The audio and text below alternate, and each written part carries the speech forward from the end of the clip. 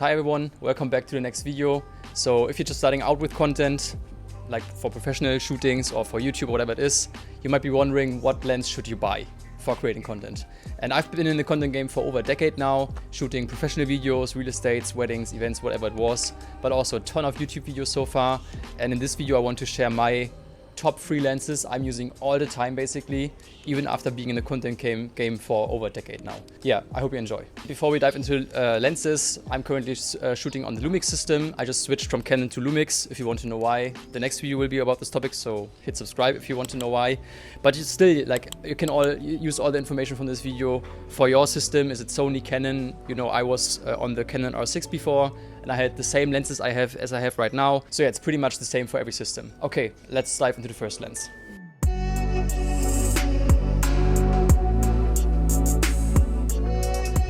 Okay, welcome to the first one. I want to show you the 16 to 35mm zoom lens. For me, an essential lens when it comes to my lineup. I use this lens since my days on the GH5 and then to Canon. So I'm right now on the Panasonic S Pro 16 to 35 with an aperture of 4.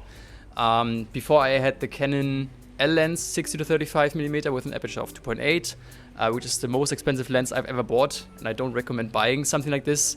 Just if you really need to have the most amazing autofocus, and if it's for photography or something like this, then maybe it makes sense. But for most of you, like shooting stuff like this here, you don't need such an expensive lens. But yeah, you might ask what makes the 16 to 35mm lens so special. So yeah, this lens is just really nice when you just, you know, for something like this, if you want to film yourself, for vlogging and you want to zoom out and show the full scene, your full surroundings, keeping it dynamic. For vlogging, it's amazing.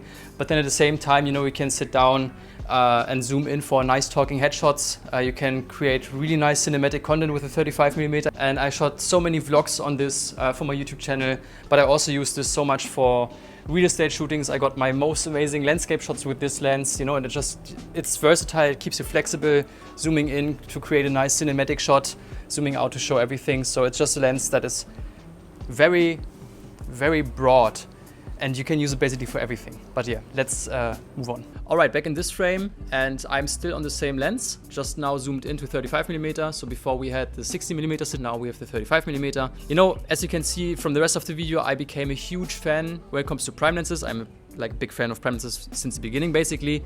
And I basically switched all my lineup to prime lenses right now. So I still have this lens with me, just to have something dynamic, to, if I'm on the go, to be able to zoom out, zoom in, you know, and just have something where I can show the surroundings, to have something where I can go back to 24mm, 60mm if I want to. But most of the time for talking headshots like this, for workshops, for recording the courses, I'm using prime lenses right now for YouTube. So yeah, let me just quickly change the lenses from this one with an aperture of 4, 35mm, and I'm now just putting my prime lens on the camera. Same distance, I'm not moving the camera, with an aperture of 1.8, so you can spot the difference. All right, and here we are on the 35mm prime lens, aperture 1.8. So as you can see now, we just have a little bit more depth of field and blur, which just makes it perfect for talking headshots like this one, where you want to talk into the camera for a YouTube video, and you still want to have it some kind of like white, but you still want to have a nice bokeh depth of field, blurry background. And it just makes the picture so much clearer. And in case you don't know what a prime lens is, just quickly, you know, it's just a lens that has like a adjustable focal length, so you cannot zoom in, zoom out. You just have the 35mm to play with, which just gives you more light and a sharper picture and a nicer aperture to get more depth of field. But you know, you are not as flexible with the other lens where you can just zoom in and out every time. So I like it because you really have to start moving around. That was my first tip when I got my first lens. You know, get a prime lens, because this really teaches you how to find nice frames, because you now have to move. You cannot just lazily zoom in and out. You now have to move around to find a nice spot. And for me, the 35mm is just one of the most beautiful looking out there. You know, you can use it for talking headshots like this. You can put it far away and still have some kind of landscape shots, wide angle shots, and it just makes the picture so nice and cinematic. So yeah, one of my favorites. But let's move on to the next one, the Bureau King. Let's go. All right, my next favorite lens by far is the 85mm lens, and we are shooting on this right now. As you can see, it's also a lens I used for the intro shot back there to really create some depth in the picture. As you can see also right now with the tree and with the green stuff in the foreground and with all the greens in the background. This creates amazing depth of field and an amazing bokeh. And we are now getting much closer because we are on an 85mm focal length. So you can get much closer to your subject, whatever it is, with this lens, which is really nice. And I call it, for me, it simply remains the B-roll king. I use it all the time if I want to make YouTube videos and I want to get some B-roll of products, of locations, of people, portraits. I take out the 85mm lens because I know when I get this out, I get amazing shots of close-ups, getting close to something, highlight specific points. And for example, if I want to shoot some video here, I can take the wide-angle lens to show the surrounding. Then I can take this one to really focus on details, the statues here, or I don't know, plants, ants, animals, whatever it is, where I really want to focus on the small things. That's the lens I would take out of my backpack then. But it's also not only for B-roll, it's also amazing for portrait shots. So if you're doing a lot of portraits of people, because you can really get this depth of field bokeh in your frame.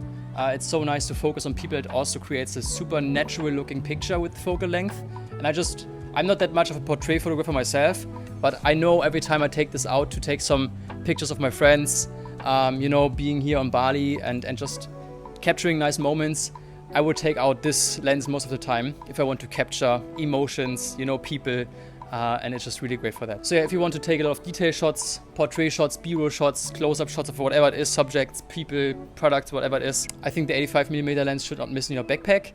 And I will leave some affiliate links below if you want to check them out. I would say let's move to the next one. My most favorite one of all time, and also the cheapest one in my lineup. So yeah, see you there. All right, last one. And my favorite one so far of all time, the 50mm, the nifty 50, how they call it. And at the same time, it's the cheapest one.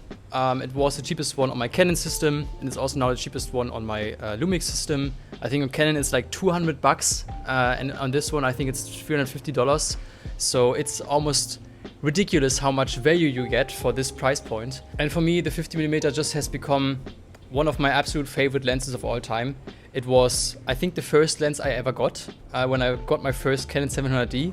So I started to learn shooting pictures, shooting videos on the 50mm. I remember being on boat parties and just having the 50mm and trying to figure out, okay, how do I get all of the people now into the frame? And then, like I said before with the prime lenses, you have to start moving around to find your frame. You have to get back a few meters to find a nice frame.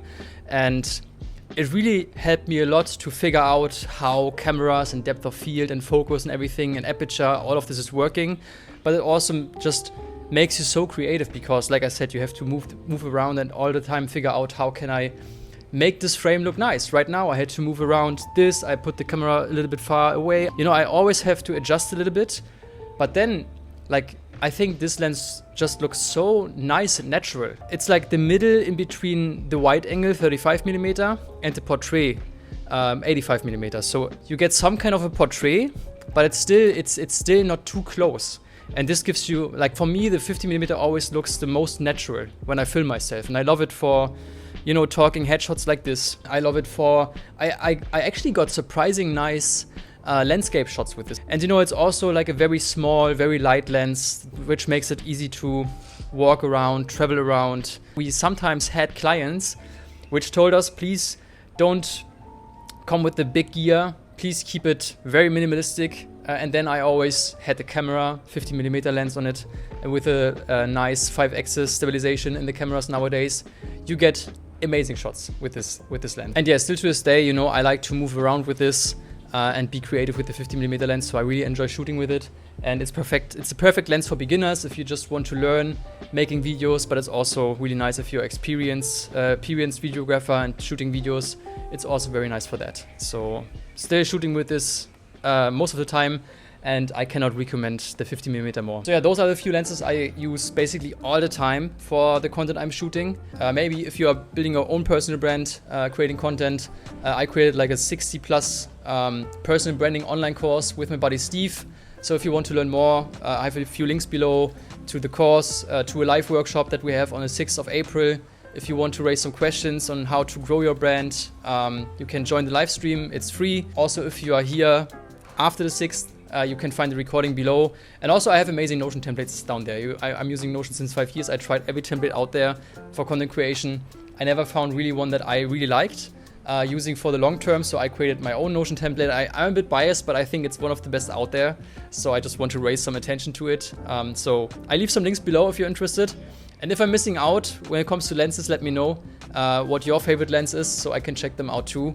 If you have questions, ask them in the comments. And yeah, thanks for being here. See you in the next one. Hit subscribe if you like the content. Yeah, in the next one I talk about why I switched from Canon to Lumix. So if this is already live, you can see it here. Otherwise, see you next week. Bye.